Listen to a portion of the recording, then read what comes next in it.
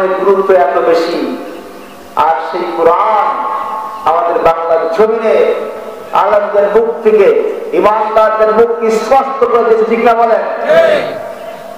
এমনও দিন গেছে কথা বলতে পারে না, স্টেজ থেকে নামাই দিয়েছেন। একমাত্র কোরআনের আইন রাষ্ট্রীয়ভাবে চালু নাই বলে, ঠিক না বলেন? সকলে যদি স্লোগান দেবেন, লিল্লাহি তাকবীর, লিল্লাহি তাকবীর, লিল্লাহি তাকবীর হলো আমাদের স্লোগান, ঠিক না বলেন? কিন্তু লিল্লাহি তাকবীর যে বাংলার কিছু নাস্তিক তারা আজকের সমাজে বিভিন্ন রকমের ফ্যাসিবাদ সৃষ্টি করে, ঠিক না বলেন? কিন্তু ইসলামী রক্তের আঙুলে পিচ্ছিল পাত্রীরা ভালোবাসে তাদের তাকবীর হবে নারায়ে তাকবীর, নারায়ে তাকবীর। আল কোরআনের আলো সংসদে জালো, আল হাদিসের আলো। আমার ভাইয়া, আসুন আমরা আস্তে আস্তে কোরআনের দিকে ফিরে যাই। কোরআন শুনতে এসে আমাদের লস না লাভ? আমাদের কি লাভ আল্লাহ পাক জানিয়ে দিচ্ছে।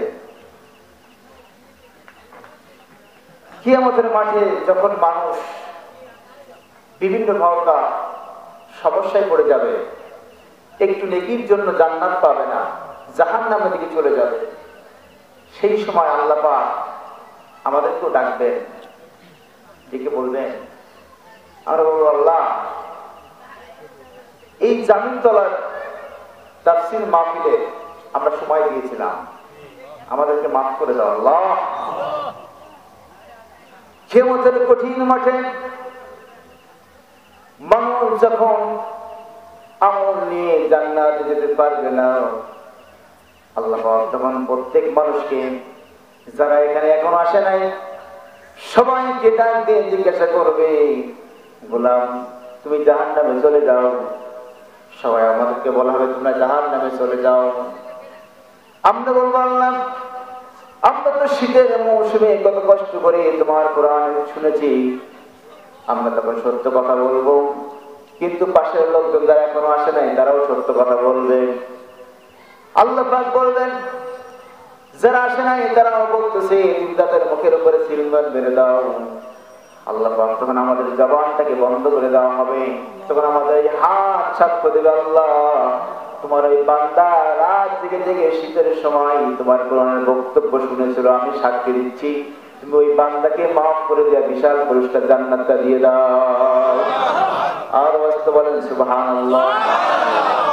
কুরআনুল কারীম সাক্ষ্য দিচ্ছেন,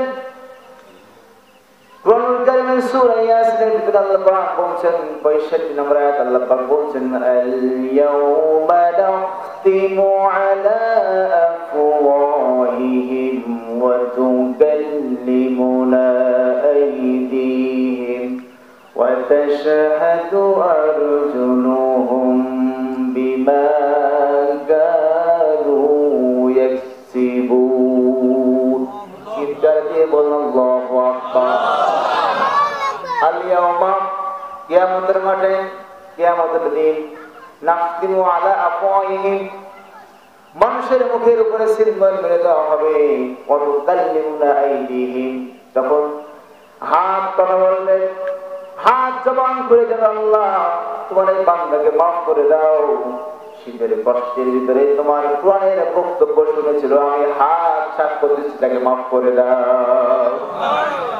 ওয়া তাশহাদু সাক্ষ্য দিচ্ছে এবং দিবেন আরজুলুহুম তোমাদের পদচরণ, যেই পায়ে হেঁটে আপনারা কষ্ট করে বাড়ি থেকে এসেছেন, এই পা তখন সাক্ষ্য হয়ে যাবে, আল্লাহ আমি এই পা হেঁটে কোরআনের বক্তব্য শুনেছিলাম, আল্লাহ আমি এই পা সাক্ষ্য দিচ্ছি তোমার এই বান্দাকে মাফ করে জান্নাতটা দিয়ে দাও। মানুষের পক্ষে বিপক্ষে সাক্ষ্য হয়ে যাবে। 2 নম্বরের সাক্ষ্য হয়ে যাবে আমার আপনার পক্ষে বিপক্ষে। যেই জমিনে আপনি বসে আছেন, এই জমিন সেদিন সব উৎগ্রহণ করে দেবে, সব বলে দেবে আল্লাহ। আল্লাহ পাক বলেছেন ওয়া আখরাজাতিল আরদু আসফালাহা, চিৎকার দিয়ে বলুন আল্লাহু আকবার।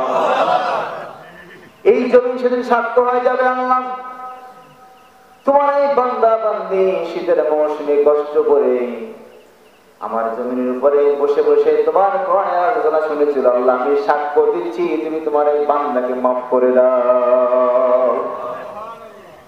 3 নম্বর সাক্ষ্য হবে আমার আপনার পক্ষে বিপক্ষে সাক্ষ্য হয়ে যাবে ফেরেশতাগণ।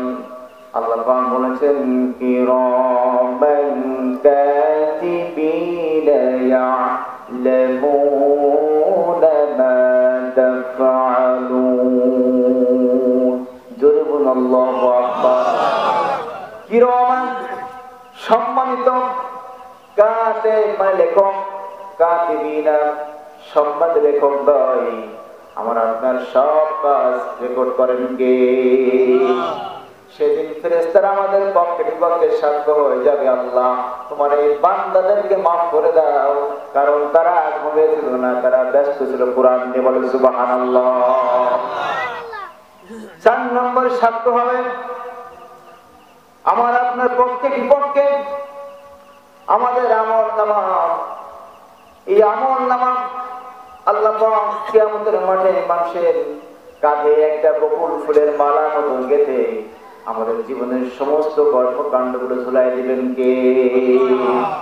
وَكُلَّ إِنسَانٍ أَلْزَمْنَاهُ طَائِرَهُ فِي عُنُقِهِ وَنُخْرِجُ لَهُ يَوْمَ الْقِيَامَةِ كِتَابًا يَلْقَاهُ مَنشُورًا।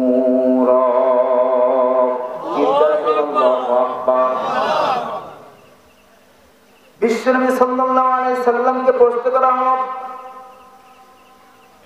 ইয়া রাসূলুল্লাহ, বিশ্বনবী বললেন কিয়ামতের কঠিন মানুষের কঠিন মাঠে মানুষের এই কাঁধটাকে সমস্ত দুনিয়ার আমলনামা নিয়ে কাঁধে করে উঠবে। সাহাবায়ে কেরাম বললেন, ইয়া রাসূলুল্লাহ, মানুষের এই কাঁধটা এত ছোট, এই ছোট্ট কাঁধে তো 1 কিলোমিটার রাস্তা খেয়েছে, ধরবে না, ঠিক না বলেন? জনগণের পৃথিবীর চালগুলো খেয়ে দিয়েছে, ধরবে না।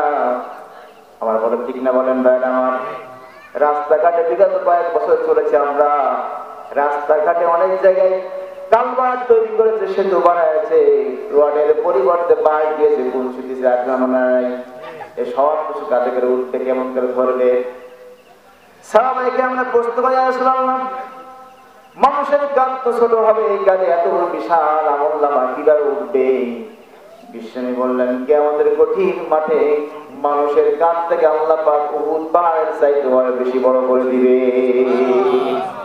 তখন বলা হবে, ইকরা কিতাবাকা কাফা বিনাফসিকাল ইয়াওমা আলাইকা হাসিবা।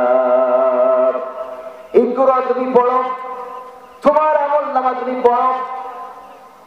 এই আমার আপনার যত কাজ কর্ম যা করেছি সব একটা আমলনামা হয়ে যাবে।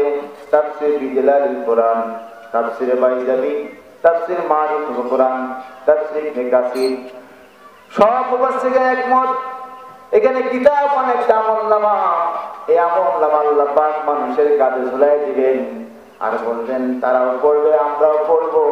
কিতাব তারা পড়তে পারবে না, কারণ কিতাবের মালিক কে?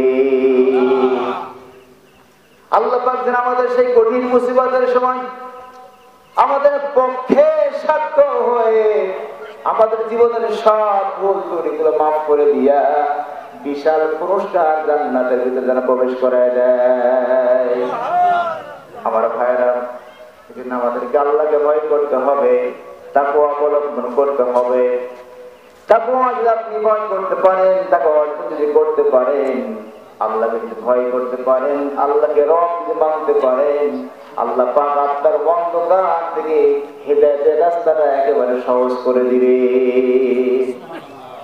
আল্লাহ পাক এই জন্য বলতেছেন, তাআওয়ানু আলাল বিররি ওয়াত তাকওয়া ওয়া লা তাআওয়ানু আলাল ইসমি ওয়াল উদওয়ান।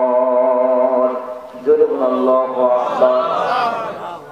আমার ভাইরা, যারা তাকওয়া অবলম্বন করতে পারে, আল্লাহকে যদি ভয় করতে পারে, আল্লাহর ভয় অন্তরে আসতে পারে, তারা কি কখনো মানুষকে মারতে পারে?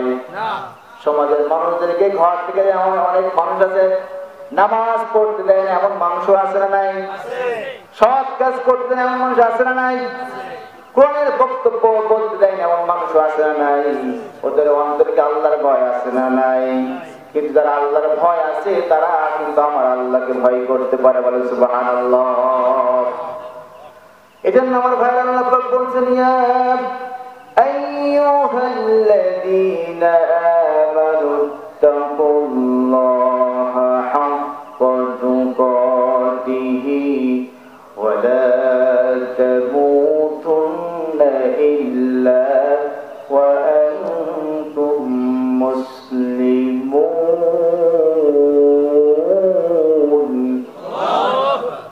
আল্লাহ পাক বলেন, ইয়া আইয়ুহাল্লাযীনা আমানু তাকুল্লাহ, হে ঈমানদাররা, হে জামিনদারবাসী, যারা আল্লাহকে বিশ্বাস করেছে, ঈমানের দাবি যারা করো, ইত্তাকুল্লাহ, ভয় করতে হবে কাকে? হাক্কা তুকাতিহি, ভয় করার মতো ভয় করতে পারলে আমার আল্লাহ ওই বান্দার প্রতি সবচেয়ে খুশি হয়ে যায়। এই তাকওয়া, এই শব্দের এসে ওয়াকিউন থেকে, এই ওয়াকিউন শব্দের অর্থ বিরত থাকা, নিজেকে সমস্ত প্রকার অশ্লীল খারাপ কাজ থেকে, পাপ থেকে নিজেকে যে ব্যক্তি হেফাজত করতে পারবে, ওই বান্দা বান্দি সমাজের ভিতরে জুয়া খেলতে পারবে না, ঠিক না বলেন? মদ খেতে পারবে না, গাঁজার আড্ডায় বসতে পারবে না, আছে না নাই? সুদের লেনদেন করতে পারবে না, যাবতীয় যতগুলো অশ্লীল খারাপ কাজ আছে আল্লাহ পাক যে কাজগুলোকে নিষেধ করেছেন, ওই সমস্ত কাজ থেকে যে বান্দা বান্দি নিজেকে হেফাজত করতে পারবে, নিজেকে বিরত রাখতে পারবে, আল্লাহ পাক তাকে মুত্তাকি বলে ঘোষণা দিয়েছে। আর ওয়াক্ত বলেন সুবহানাল্লাহ।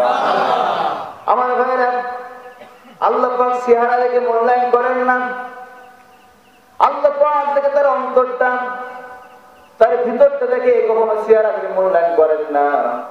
হয়তো আমার চেহারা একটু কালো, কিন্তু আপনার চেহারা ফর্সা, ঠিক না বলেন?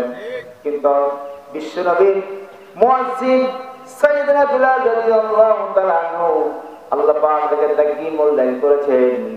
আল্লাহকে ভয় করার কারণে, ঈমান আনার কারণে, আল্লাহকে এত বিশ্বাস, এত ভয় অন্তরে আসছে, কাফেররা তাকে এত কষ্ট দেওয়ার পরেও উত্তপ্ত বালুর উপরে শোয়াই দিয়েছেন, কিন্তু আমার রব থেকে, ইসলাম থেকে এক বিন্দু পরিমাণ মাইনাস হয় না। সাইয়েদনা বিলাল এত কালো মানুষ ছিলেন, ঠোঁট গুলো ছিল মোটা, চুল গুলো ছিল এত কুচকুচে কালো ছিলেন, কিন্তু আল্লাহ পাক তার অন্তরটা এত আল্লাহর প্রতি ভালোবাসা, আল্লাহর প্রতি ভয় পয়দা হয়েছিল। আমার নবীজি যখন মেরাজের রাতে জান্নাত জাহান্নাম যখন ভ্রমণ করতেছেন, জান্নাতে যখন বিশ্বনবী চলে গেলেন, হঠাৎ একটা কণ্ঠের আওয়াজ শুনতে পেলেন। আমার নবীজি ভাবলেন কণ্ঠটা কার? বিশ্বনবী বুঝতে পেলেন এই কণ্ঠটা অন্য কোন সাহাবীর নয়, আমার মুয়াজ্জিন, আমার সাহাবী সাইয়েদনা বিলাল রাদিয়াল্লাহু আনহু। বলেন সুবহানাল্লাহ। আমার নবীজি বলতেছেন এখানে যে বিলাল নাই, বিলালের কণ্ঠ আমি শুনতে পেয়েছি। বিশ্বনবী সাল্লাল্লাহু আলাইহি ওয়াসাল্লাম জান্নাত আবার যখন দুনিয়াতে আসলেন, আমার নবী জিজ্ঞাসা করলেন, সাইয়েদনা বিলাল, কি এমন আমল তুমি করেছো? কি এমন আমল তুমি করেছো? বিলাল বললেন, ইয়া রাসূলুল্লাহ, আমি তেমন আমল করতে পারি নাই, আমি তেমন আমল আমার কেস পড়ে ধরে নাই, কিন্তু কিছু আমল আমি করেছি। একটা আমল, ছোট্ট একটা আমল আমি করেছি। আমি যখন উযু বানাতাম, উযু করার সঙ্গে সঙ্গে আমি 2 রাকাত আমার রবের সন্তুষ্টির জন্য নামাজ আদায় করেছি। বলেন সুবহানাল্লাহ। আমার ভাইরা, বিশ্বনবী সাল্লাল্লাহু আলাইহি সাল্লাম বলেন, ও বিলাল, আমি বুঝতে পেরেছি তোমার এই আমলের কারণে আমি তোমার কণ্ঠের আওয়াজ জান্নাতের ভিতরে শুনে এসেছি। আর বলেন সুবহানাল্লাহ। চেহারা দেখে কি আল্লাহ পাক মূল্যায়ন করেন? ভাইরা আমার, চেহারা দেখে মূল্যায়ন করেন না, আল্লাহ পাক তার অন্তরটা দেখেন। কারা আমার আল্লাহকে বেশি ভয় করে, যারা আমার আল্লাহকে বেশি ভয় করতে পারবে, আল্লাহ পাক রব্বুল আলামিন তাকে মুত্তাকি বলে ঘোষণা দিয়েছে। জোরে বলেন সুবহানাল্লাহ।